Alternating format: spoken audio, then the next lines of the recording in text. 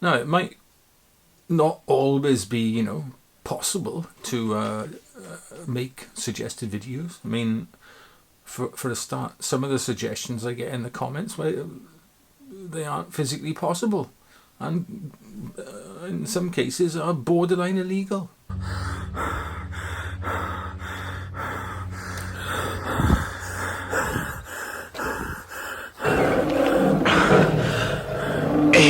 During the meanwhilest... No. Well, no, it's Dexter and me, back with more Tech Tuesday techliciousness. I can only apologise, it's awful. Anyway, today's Tech Tuesday video, it's as a result from a suggestion I got in the comment section below one of my earlier videos. Now, having a small, some would say 2-bit, it certainly isn't a 8 or 10-bit operation, YouTube channel, means that I don't get many views, for one, and therefore I don't get many comments. So I'm able to read and respond to pretty well all the comments I get. If I haven't responded to your comment in the past, it's probably because I just haven't seen it. Anyway, I do see, read and respond to 99% of the comments. And a while back, I had a suggestion for a video about you know, the GFX, Fujifilm's GFX system, and could I make a video comparing all the GFX cameras? This is what you've got today. So if you're in the market, to buy a Fujifilm GFX camera, well, this is probably not the video to watch. But you know, I will give you a little bit of an idea about the Fujifilm GFX system. Now, I've worked hard to produce this video, and I've got a lot of notes down here, which I am going to refer to, because although I have scripted this video to a large degree, I can't remember everything that's in the script. So rather than forget something important, I thought I'd make some notes and read from those. So if I'm looking down here, apologies, I'm not being rude, I just am anxious that I get everything that I wrote down into the video. So I've got them all down here on my MacBook Pro. Right then, there are 5 models in the GFX range, only 3 of which are currently available to buy new. The other 2, the GFX 50S Mark I and the 50R, you're going to have to rely on the used, or if you're posh, pre-enjoyed and pre-loved market. And to be honest, with the cost of these GFX cameras, second hand really is the best way to get into the. But I would caution buying from a reputable source only, where you are going to get you know, a no quibble warranty to cover your not insubstantial purchase. Right. Before we go through each model in turn, and I'll do them by like release date, there are a few common features, and I'm going to read these out here. So let's get these out of the way first. All of the cameras have a 44mm by 33mm Bayer array type sensors. So they're not X-trans sensors, they are Bayer sensors, and they all have a crop factor of 0.79. So if you've got, for example, the 100 to 200 f5.6 lens, and I got on my GFX 100 at the moment, that's roughly a what's that be, 79 to 158, so 80 to 160 equivalent. And in terms of depth of field, of course, it's around about an f 4.4, 4.2, something like that lens. All the cameras have 2 SD card slots, so no having to deal with CF Express or anything like that. And they all have Fujifilm's weather resistance. and certainly in terms of the GFX 50R that I used to own and used in some very, very wet conditions, that weather resistance, that really does work incredibly well. Right, let's kick on then, as I said, in release order with Fujifilm's GFX 50S. So this was their first foray into digital medium format. It was released in 2015, and it kind of like opened up digital medium format to the masses. Before that, cameras were what, £25,000-30,000 for digital medium format. I think the release price of the GFX 50S was around about the £5,500 mark, so relatively inexpensive in terms of digital medium format. And the 50S really set the blueprint for Fujifilm's entire series, with its medium format sensor set into a smaller, more tactile body. The GFX 50S's body is a chunky beast. Think along the lines of something like a Nikon D850, something like that, with a real sort of chunky appearance, especially if you look at it from the back, where there's a real sort of step where the screen is. It's a real big, hefty beast. It has a two-way tilting screen, so flip out and then flip out from the other way as well, not fully articulating. And a top plate LCD along the lines of the sort of Fujifilm XH2 at the time. That kind of design language, only a lot larger camera. It also sports analog dials for shutter speed and ISO, but not for exposure comp. That's taken care of via one of the command dials and a reader on the screen. But one of the really nice features of the 50S Mark I is its removable viewfinder, which means you can then attach Fuji's EVF TL1, I think it's called, and that's like a tilt adapter. I have made a short video about that, and I'll link to that up above for you to have a look at if you like. Now the 50S, it could shoot video, but the video features were threadbare, to say the least, and video was certainly not the camera's main forte. Sadly, it's now been discontinued and replaced by the 50S Mark II. So if you do want a Mark I, you are looking at around about prices from 2,000 at the lower end up to about 2,500 for a better example. And all the prices I'm going to quote now are either from MPB or I think it's Part Camera or Wex Photo or something like that, where I've had to find used examples that are currently listed for sale, because in common with everything else, even second-hand cameras now are quite hard to come by. Certainly halfway decent ones anyway, put it that way. Right then, a camera that I love next, the GFX 50R. Now this was released in 2017, and it brought the entry price for digital medium format down even further. I think I paid $5,500 for mine, but that included the 32 to 64 zoom, and so not cheap again, but in terms of digital medium format, certainly inexpensive. To bring the price down, they had to make a few changes. The body was changed from a DSLR style to a more range finder style, and the ergonomics of the camera weren't great. It was like holding a brick, basically. There wasn't much of a grip to it, but I still loved the camera. And to bring the price down again, they removed the analog ISO dial, but replaced it with an analog exposure comp. But they also took away the removable viewfinder. So, well, obviously with the rangefinder style, that EVF TL1 adapter was never going to fit onto the 50R.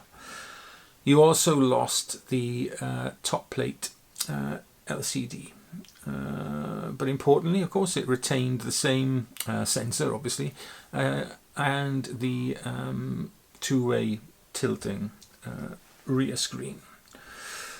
Again, video features weren't the best. You could record video on it, but it was limited to, I think it was 1080p at 30 frames per second, and that was pretty well all you got. And in common with the 50S Mark I, it's been discontinued, although I could find, I think it was again in Wex, it was either Wex Photo or Clifton Camera, not sure. They had either an X demo or an open box one available, so you might be able to find one of those. Otherwise, you're looking at the second-hand market, and prices there start at around £1,750, but spend a little bit more to get, you know, a nicer example. Now, I can personally recommend the GFX 50R. It's an ideal way into digital medium format. I loved shooting with the camera. It produced some of what I think are my best ever images, including the one I'll pop up now, the what I think is the best photo I've ever taken. So yeah, if you want to get into digital medium format, if you're like a landscape shooter or perhaps a studio shooter, then the 50R is an ideal way in. Right, next up is the GFX 100.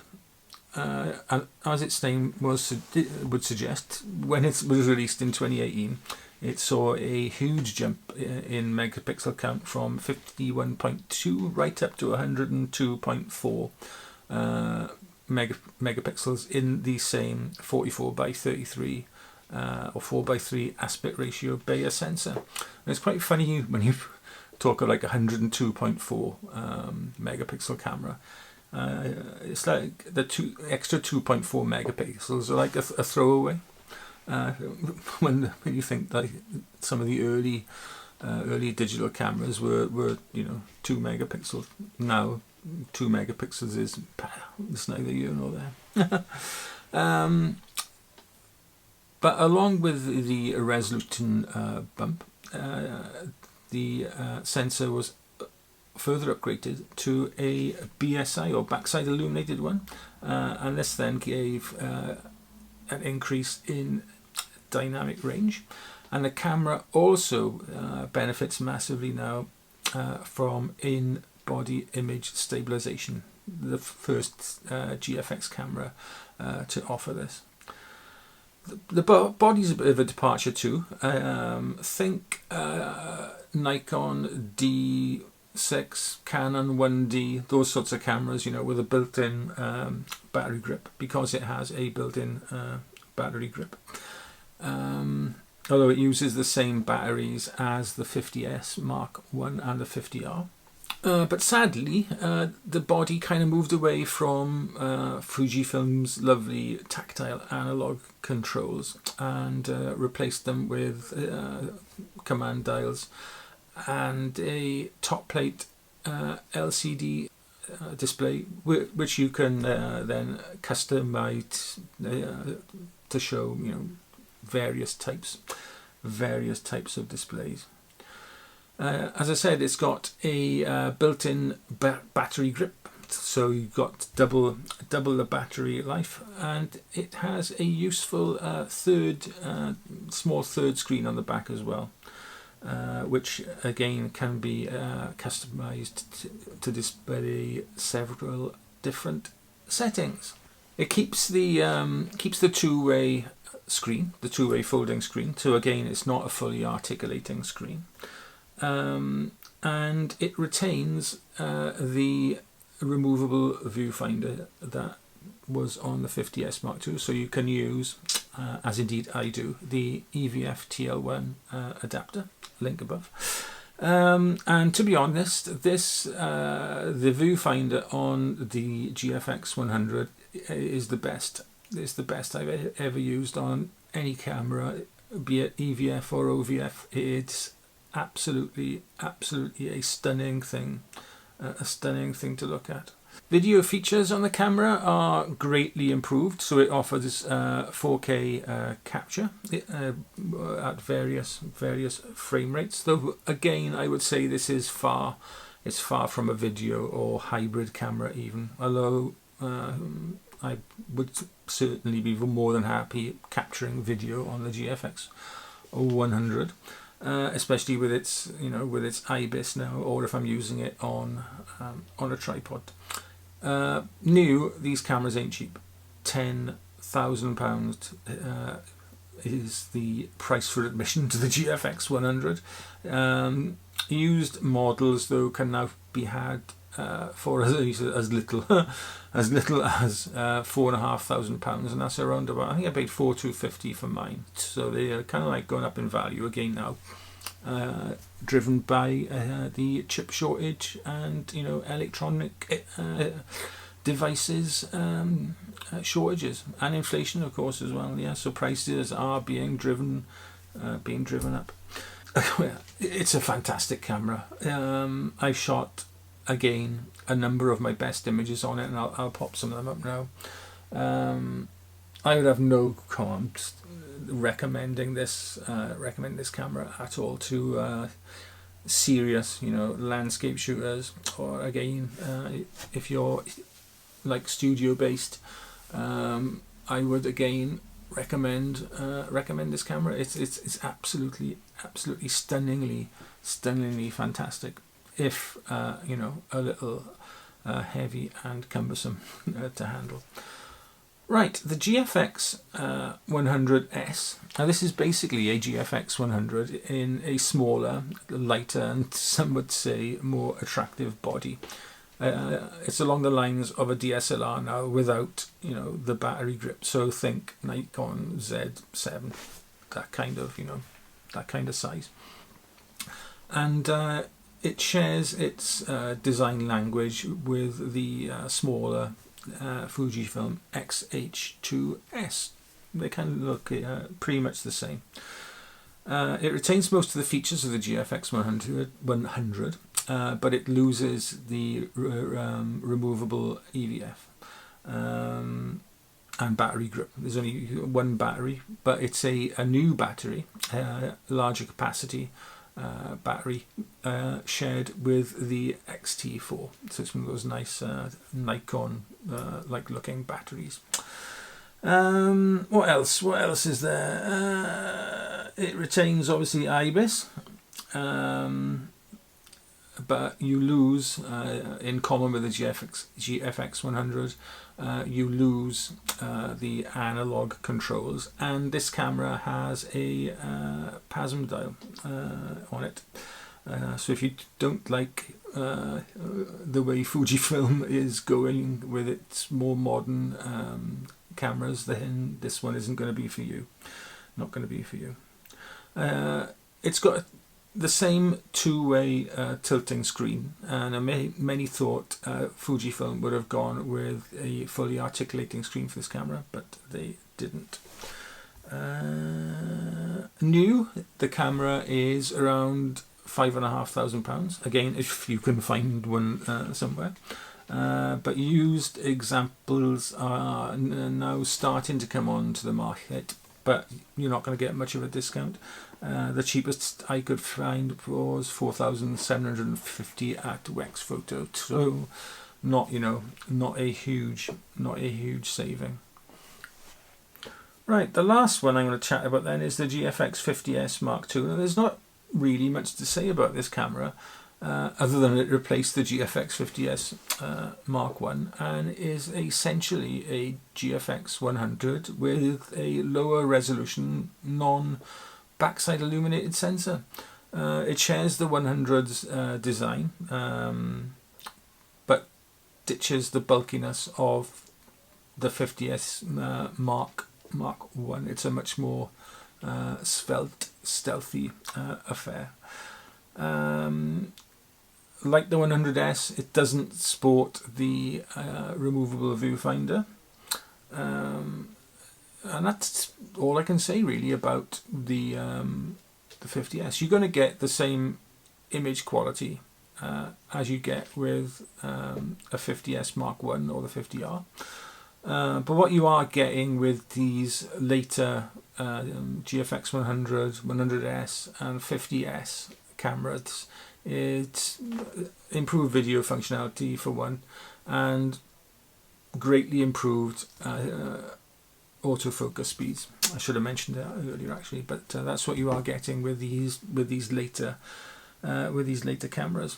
New, these are coming in at around 3,500. I did see one with £370 off, so 3,130, and used they're about that. They're about the £3,000 mark. So if you want one, shop around. You might get a new one if you can find one for the same price as a used one.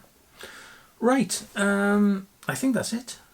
I hope you found this video in some way useful. Now, it did take quite a lot of putting together, but no doubt I have left bits out. So don't take this as a gospel buyer's guide to the GFX system. Do your own research before you buy. Fujifilm's dedicated GFX site is a great starting place for this, and I'll put a link to it, not up there, but in the description below.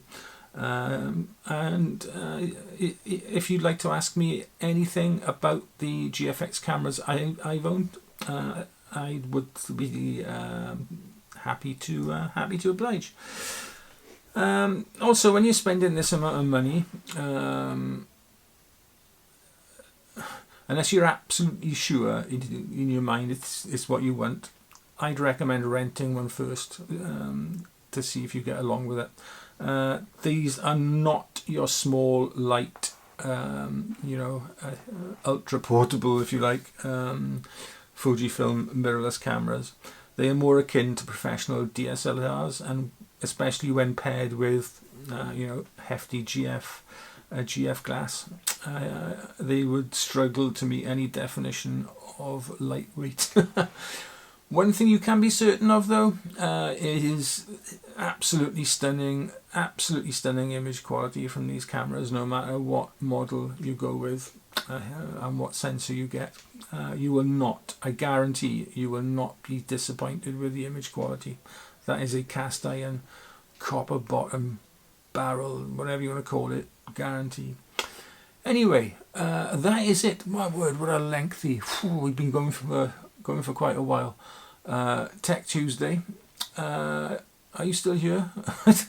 If you are, thanks ever so much for watching. Dexter and I really do appreciate all the views we get. Anyway, as I always say, stay safe, stay well, look after yourselves, your loved ones, your pets, and look after your cameras as well, because they are appreciating in value, believe it or not. And be nice. Just be nice. Be medium format, but be nice. There we are. All the very best. We'll see you on Saturday. There you go. Bye bye.